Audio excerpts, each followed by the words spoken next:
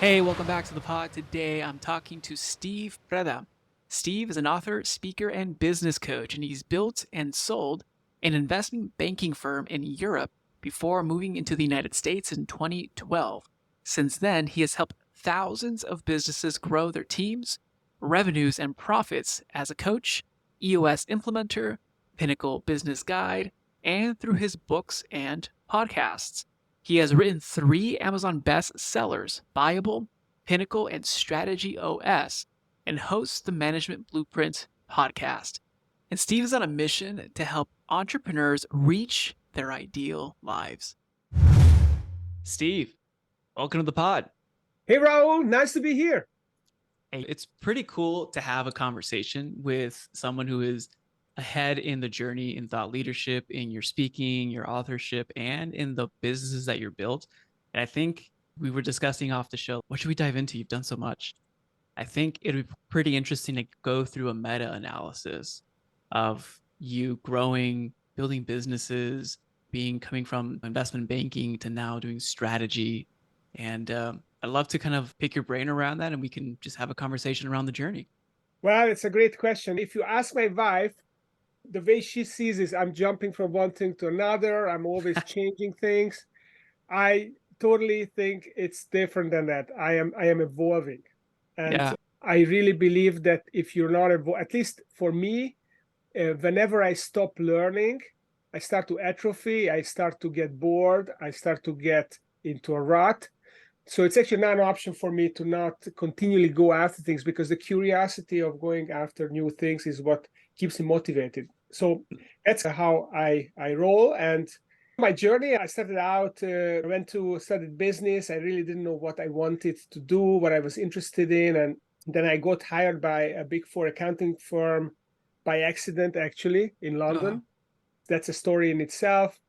And then I had a flatmate in London who was a banker, and he talked me about banking and investment banking, and I got really curious about that, really interested about that, and started reading books about it.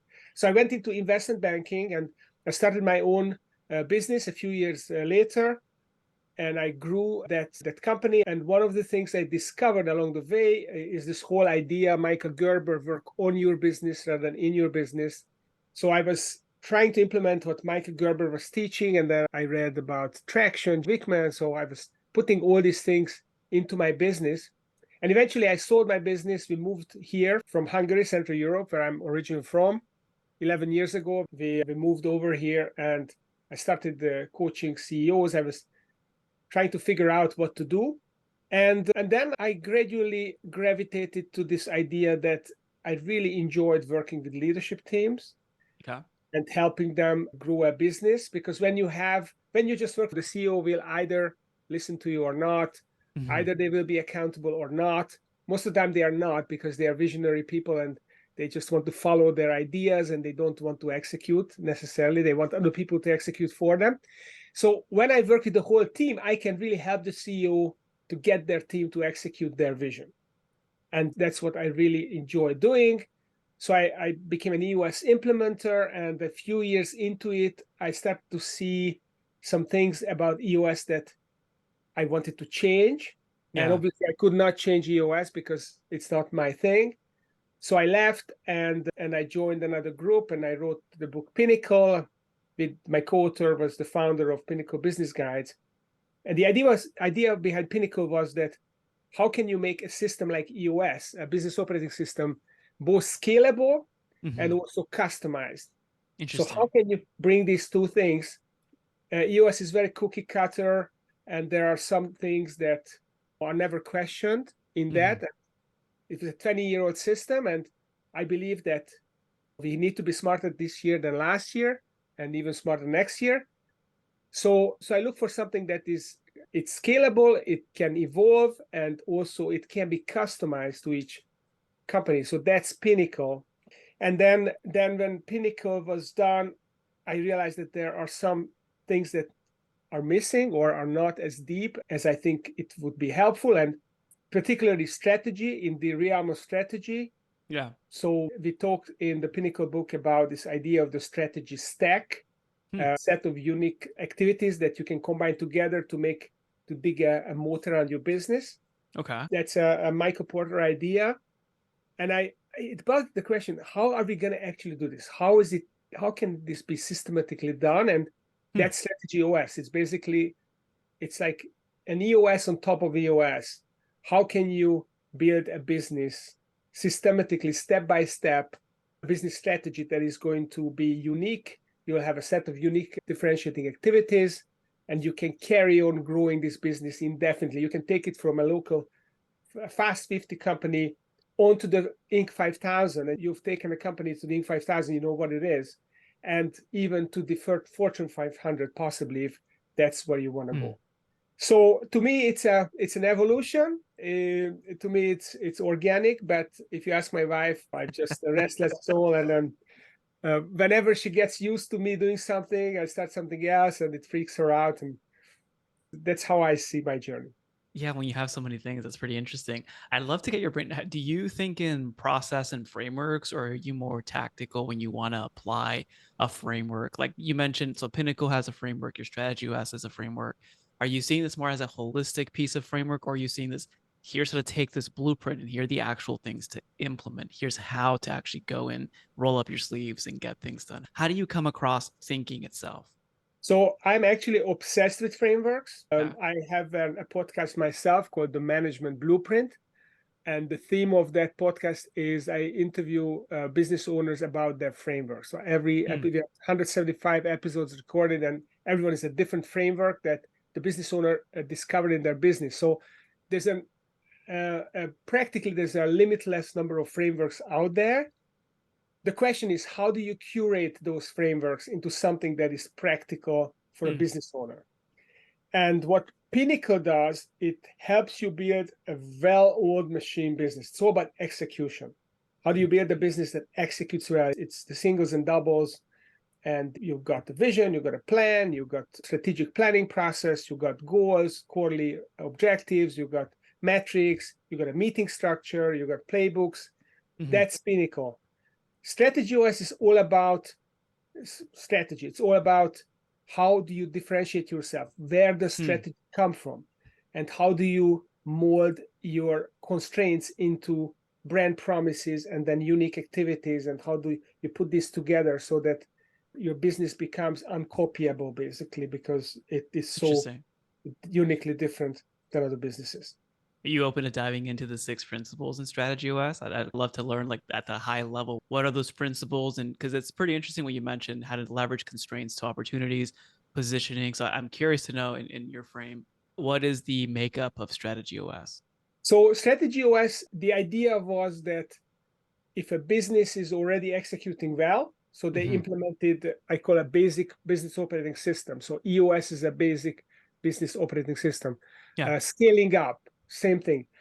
Pinnacle, even, I call it a basic business operating system. So when you have already implemented one of these, then you can focus on adding the strategy elements to it. So it's like climb the mountain, and then you go to the next mountain from there, which is a strategy mountain.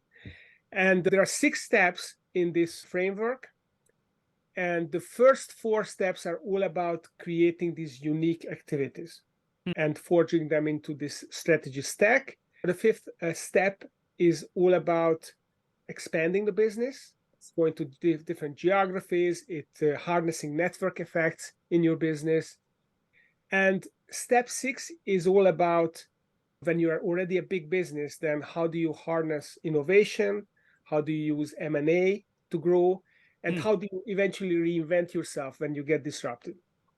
So the first 4 steps are the unique activities, and we can go into the details, but let me tell you a story. What really struck me during the research of the book, what I was looking for, these building blocks, and I read all the major strategy books, and they all define strategy differently. Some of them strategy was military advantage. For some of them, it was vision. For some of them, it was strategic planning. Michael Porter said it's all about being different. So there are very many different interpretations. There is even an author who wrote the book about the 10 different schools of strategic thinking. So it's a very confusing field. So what I was looking for is, okay, how can I implement these concepts in a coherent way Mhm. and step by step so that it builds to something. And the first step was to figure out your positioning. So where are you in this of competitors? Where are you? Are you an economy product? Are you a luxury product? Are you a variety? Is it about focus? So positioning the 6 competitive forces around you, your competitors, your customers, your suppliers, your substitutes, and so on. And then we go from there and we look at our constraints. So what are the constraints in your business? And constraints are the most magical things in a business. So every business has some constraints, right? And my favorite example is IKEA. So IKEA was started in the middle of Sweden by a 13-year-old boy who was living on a farm far away from even the smallest town. So he was totally isolated, and that he was a smart kid. He got some money from his father for good schoolwork, and he wrote to a Swiss pen company because he was very obsessed with pens, and he asked them to sell him, I don't know, 100 pens or something like that. Mhm. And they sold him the 100 pens, and then he started writing these sales letters to people in nearby farms and villages. And because he knew the thinking of this Swedish country folk, he could really sell them the pen with this letter, and they would buy his pens. And then at some point, he was also selling some fish that he caught through sales letters and stuff like that. And then he was looking for a bigger product, and Sweden is all about wood products. And a friend of his was selling furniture, so he said, okay, I'm going to sell furniture. But he didn't have any salespeople, he didn't have any capital, he didn't have any showrooms. So he came up with this idea that he was going to go to a trade fair in Stockholm and basically display all the furniture and hang the prices on the furniture. And people loved it because the furniture business been very secretive. It's like a second-hand car dealership. You walk in and they try to figure out how much money you have. And he suddenly created the transparency, and people just could check out the furniture and buy it. So the industry went ballistic. They really hated him for that. So they lobbied the trade association to ban him. Basically, no one was allowed to sell me any furniture in Sweden. So he racked his brain. What can I do? What can I do? And then he figured out that if he goes across the Nordic Sea to Poland, then this was still a communist country, and the government factories were manufacturing all this furniture, and they had no one to sell it to, and they needed the hard currency. So he bought Polish furniture very cheaply, and that became his brand promise, that quality furniture cheaply. He displayed it, he rented displays. So suddenly, just that he was not sold the furniture, that became this constraint became a brand An promise. opportunity. Wow. And then he kept growing his business. And one day, one of his managers was trying to get this table into this passenger car, and it wouldn't fit. And he got so frustrated, tore off one of the legs of the table. And then the idea popped into his head that, wow, we can make this modular. So then they started making it modular. And then Poland, the Velvet Revolution, the Berlin Wall came down, and then those companies fell into confusion, and they stopped selling him furniture, and then said, okay, now I have to buy some companies, and then I can really work on my logistics, because now I don't depend on this Polish company. And that's where his supply chain came. So every time he hit a constraint, he turned it into an advantage.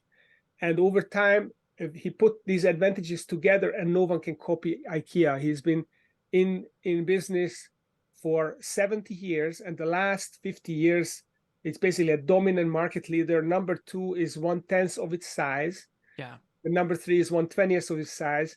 So that's what you can do when you have some constraints to the business.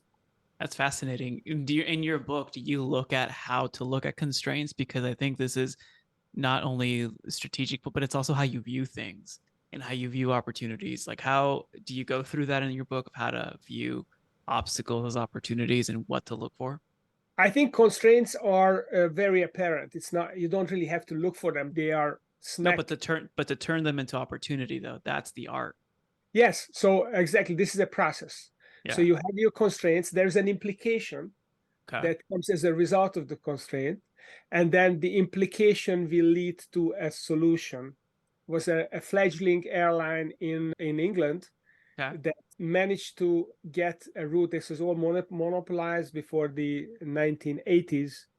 And during the Thatcher era in England, they started to privatize things.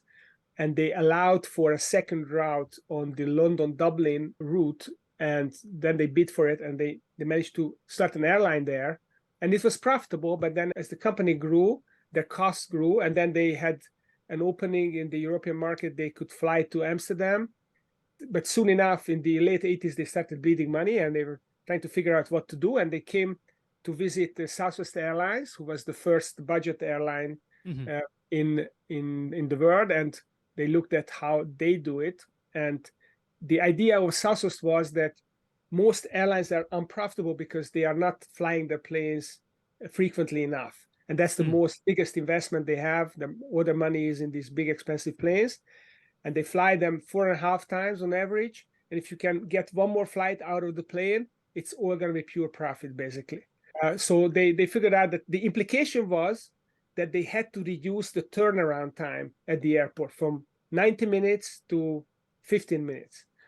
And so they started changing stuff like no food service, no interlining, no assigned seating, online tickets, and all that stuff. So they kept cutting the cost and simplifying the service. So Ryanair came here and they saw this model and says, okay, can we take this to the nth degree? And they came back to the UK and they started making changes. Like they made the seats untiltable, and they put the air, whatever, the rescue package from below the seat to above the container. So they basically could charge for extra luggage. And then they put the seats closer to each other, and they made other changes. And essentially, they developed this reputation that they were the nasty airline. And then that was a big constraint because their PR was really very negative. So the CEO said, what can we do? We cannot really make these things, reverse these things, because we won't make any money.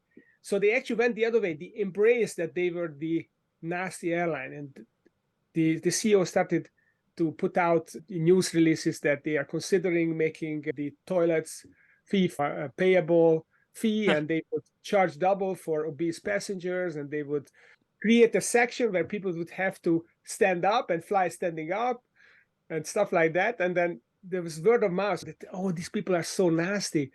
But then the implication in people's mind was that they must be really cheap if they are cutting so many costs. And then they started to actually flock to Ryanair. And Ryanair kept growing, and they kept cutting services. Now you couldn't even print a boarding card for free at the airport, and you could only do online. And they kept cutting stuff, but it allowed them to have really low prices. And then they started flying into far-flung destinations like exotic islands that no one could fly to. They could feel like Boeing 737. And now Ryanair is the biggest airline in Europe. And just because they capitalized on these constraints that they had. That's fascinating. And it also leans into your positioning in the marketplace too. So you have to take a bold bet, a bold approach leading into your constraints, right? So that's the other side of when you lean into it, it's also you're betting on that. How do you know what to bet on, what not to bet on? Because that could have gone the wrong way in both cases, right? Well, it has to offer some kind of benefit. So the benefit was that they could really be much cheaper than others. But there's this competitive advantage. It was a competitive advantage. And what they use this positioning for is really to create this notoriety so that people actually notice them. Because sometimes even the negative, we see this in politics, that people can say very nasty things, and they actually will garner attention because their attention will be attracted viscerally to these negative things. And it will build an awareness in the minds of people. I love that. No, I really love that. And it's like looking at because I work with small business owners, and sometimes their constraints are like, we're small, we can't compete like the big guys. But when you flip that, what are the real constraints there? How does that tie into your marketing message, your positioning, your brand promises, and how do you operationalize that to beat the competition because you're smaller or perceived to be smaller? I think that's an interesting dynamic to take into account. I love that. It's much more, small companies, much more flexible. You can respond much faster. You don't have a committee to approve your proposal. You basically have complete freedom to operate. And that can be very attractive and very advantageous for a customer, Yeah. provided that what you cannot do doesn't bother them. Yeah, it has to be value. Yeah. The other side of the coin, where what's the business outcome? What's the value that I'm getting because of it? Yes. Well, Steve, it's fascinating. I'm curious, what are you working on now? You've built the businesses, you sold the businesses, you are consulting, you're training, you're writing books. I know we're always going to be jumping and creating more, but what are you working on that's exciting you the most right now? So what I'm working on, I'd like to grow my brand. So Steve Preda Business Growth. I've got 3 books that essentially I'm coaching around.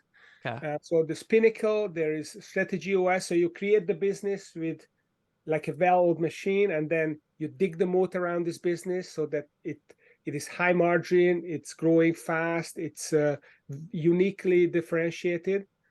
And then at some point, you want to transition to your ideal life. If you're a business owner, what is your ideal life? Maybe it is to be that CEO and to keep growing your business. It just totally happens a lot of times. Agnelli, who was the chairman of Fiat, he basically died in office when he was 86 years old, still running the company.